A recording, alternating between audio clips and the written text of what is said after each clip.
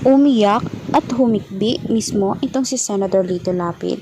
Nalaman niya na tinutugis siya ng kanyang mga kasamahang senador, lalong-lalo na rin mismo ang Pangulo ng Pilipinas na si Bongbong Marcos.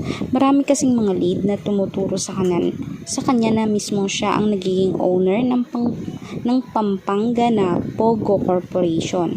Meron dong nakitang 10 hectares na lupa kung saan doon talaga sinuri ng mga kapulisan na marami palang nagtatrabaho doon para matrabaho nila ang pera ng sambayan ng Pilipino.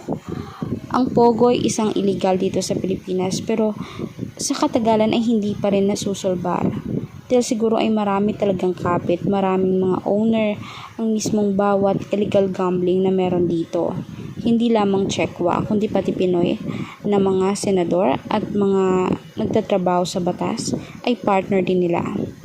Kaya pala mahagilap ang lahat ng taong involved dito.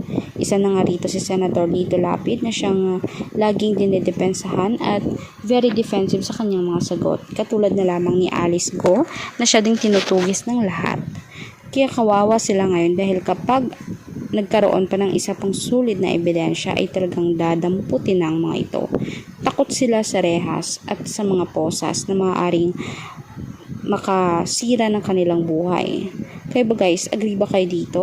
Na kapag nagkaroon ulit ng ebidensya ay tiyak na ipapasok na sa kulungan?